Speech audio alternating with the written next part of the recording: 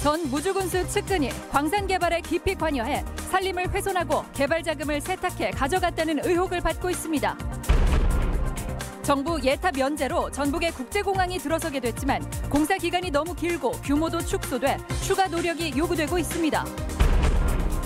스마트팜에서 재배한 농산물 수확량이 일반 비닐하우스보다 20% 이상 많은 것으로 확인돼 농가의 관심을 끌고 있습니다. 안녕하십니까. 전주 MBC 뉴스데스크입니다.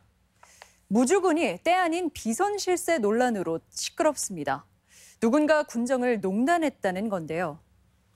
비선 실세로 알려진 인물이 광산 개발로 산림을 망가뜨리고 거액의 자금을 세탁했다는 의혹까지 일고 있습니다.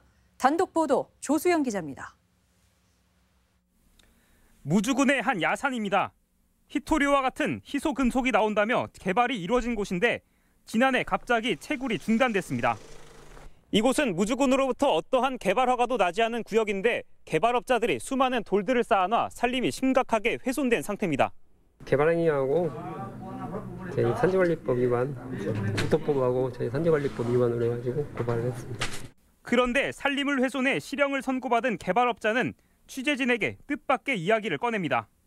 혹시 뭐 민원 있고 그런에 좀 뭐지 하면은 실세다고 하니까 영향력이 많이 이제 있는 사람으로 소개를 받았습니다.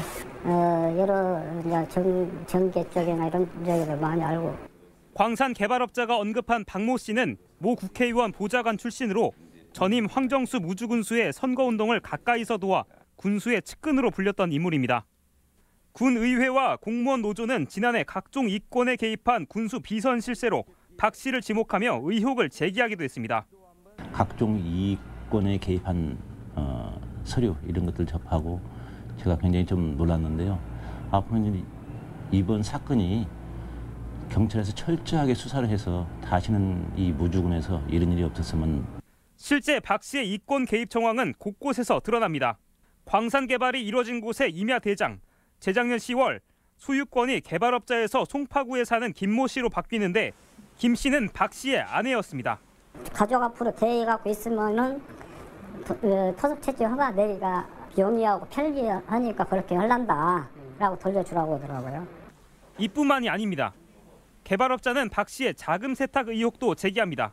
이제 돈을 주니까 그 돈을 좀 바꿔갖고 이제 통장에 내 통장에 넣어갖고 자기한테 입금을 시켜주라. 재작년 7월 박 씨의 돈 1억 4천만 원이 광산 개발업자 통장에 일시적으로 입금됐다 다른 건설회사 계좌로 송금됐는데 이 과정 역시 의문이라는 주장입니다.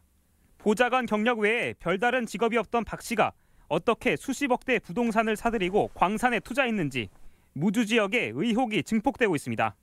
MBC 뉴스 조수영입니다. 정부의 예비 타당성 조사 면제로 전라북도의 국제공항이 들어서게 됐지만 풀어야 할 숙제가 적지 않습니다. 4년 뒤 세계 잼버리 기간에 공항을 쓸 수 있도록 공사 기간을 단축시켜야 하고 공항의 규모도 더 늘려야 할 필요성이 제기되고 있습니다. 강동엽 기자입니다. 전라북도는 새만금 국제공항 확정으로 반세기 만에 항공오지라는 오명에서 벗어나게 됐습니다. 공항 위치는 아직 확정되지 않았지만 기존 정부 계획상으로는 군산공항 옆 부지가 유력합니다. 하지만 추진 일정을 두고는 전라북도와 정부 간의 입장차가 확연합니다. 정부는 완공까지 설계와 공사 기간을 합쳐 9년을 산정했는데 빠른 추진을 희망하는 전라북도의 입장과는 거리가 멉니다. 정부안대로라면 2023년 잼버리 대회에서 공항을 이용하기는 힘든 상황입니다. 특히 같은 시간 내에 이런 대규모 숫자가 일시에 참가하는 그런 영향력이 있기 때문에 다른 지역을 거치지 않고 새만금 지역의 공항을 이용해서 공항 규모와 예산도 걱정입니다. 당초 전라북도는 정부에 9,700억 원을 요구했는데 반영은 8천억 원에 그쳤습니다. 공항 활주로 길이가 기존 3.2km에서 2.5km로 축소됐기 때문입니다. 활주로 길이가 줄어들면 미국이나 유럽을 오가는 장거리 노선의 대형 비행기는 뜰 수 없다는 얘기여서 활주로 길이 확보는 공항 활성화와 직결되는 중요한 문제입니다. 활주로 길이가 2.8km인 무안공항이 3.2km로 확대를 요구한 것도 이 때문입니다.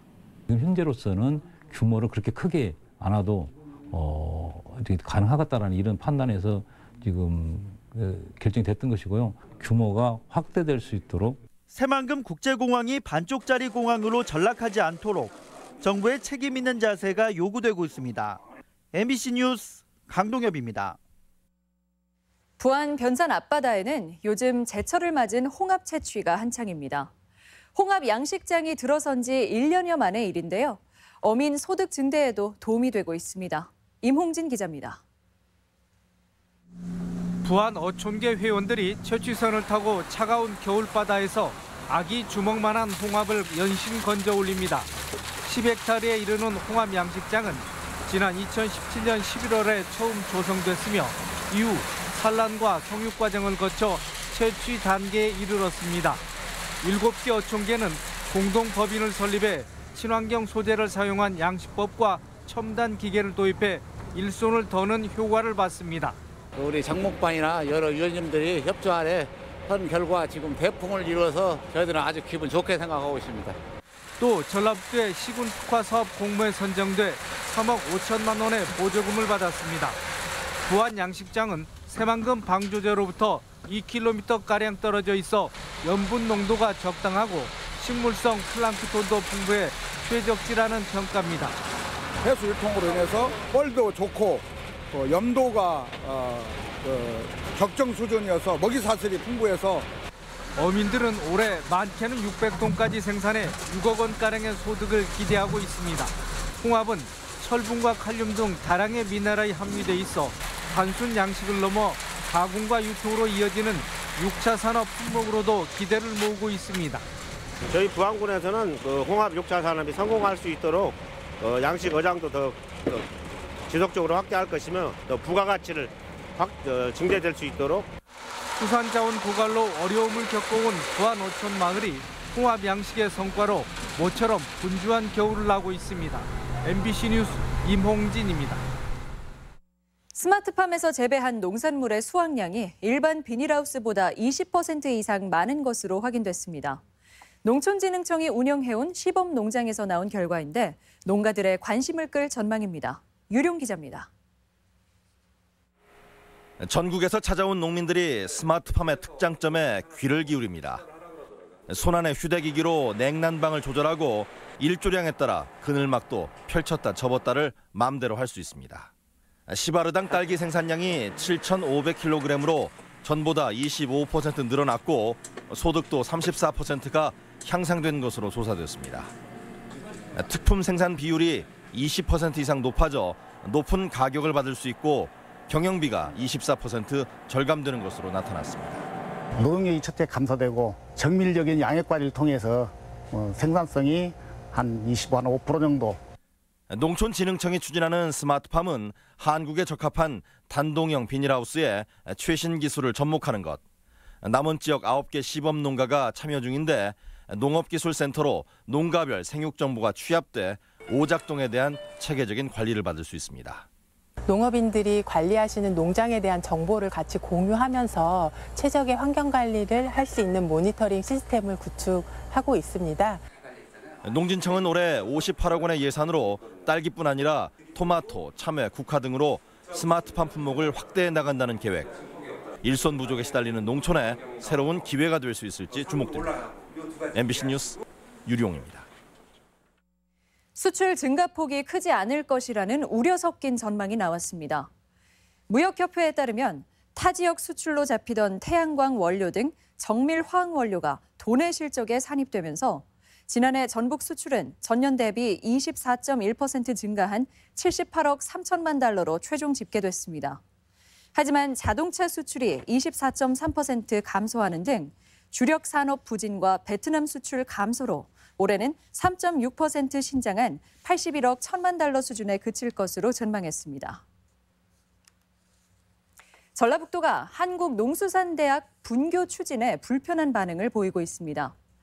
전라북도는 이전 공공기관들이 전북에 제대로 뿌리내리지 않은 상황에서 섣불리 분교를 논하는 것은 혁신도시 조성 취지에 어긋난다고 밝혔습니다. 농수산대는 경북 정치권을 중심으로 요구한 분교 추진 용역 예산이 반영되면서 경북 의성 이전 논란이 거세지고 있습니다. 집단 암 발병의 원인을 규명하라는 익산 장전마을 주민들의 요구가 거세지고 있습니다. 장전마을 주민대책위는 도청에서 기자회견을 열고 정부 역학조사 결과 마을 주변에서 1급 발암물질인 TSNA가 검출됐다며 이는 비료공장 측이 KTNG가 제공한 담배 찌꺼기에 연초박을 태운 증거라고 주장했습니다. 주민들은 KTNG가 비료공장 측의 불법 행위를 알고도 연초박을 제공했을 수 있다며 수사를 촉구했습니다.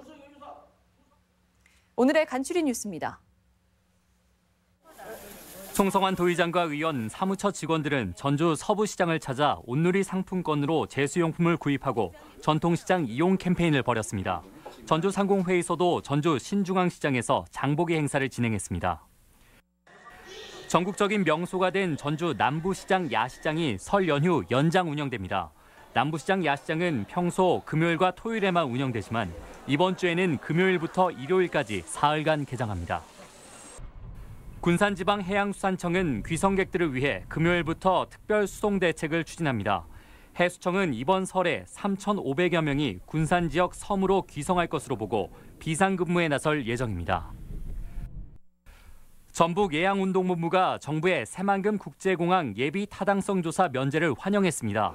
예양운동본부는 전북경제와 새만금 개발에 단비가 될 것이라며 잼버리 이전에 취항할 수 있도록 후속 조치를 촉구했습니다.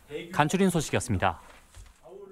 소싸움 논란이 일었던 정읍 축산 테마파크가 소동물과 곤충을 주제로 한 동물 테마파크로 변경 추진됩니다.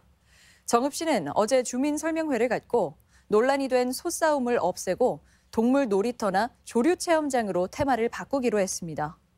정읍시는 정읍 천변에 축산 테마파크를 조성하기로 했다가 찬반 논란을 일으켰으며 시 조례에 저촉돼 추진에 제동이 걸렸습니다. 수도권에서 발생한 구제역에 대한 방역이 강화됩니다. 전라북도는 설 연휴 구제역 확산이 우려된다며 농장 소독과 외부 차량 통제를 당부하고 예방을 위해 농민들이 모이는 농업전망 호남대회를 취소했습니다. 도내에서 사육되는 돼지와 소, 염소는 187만 마리입니다. 전북권 뉴스였습니다.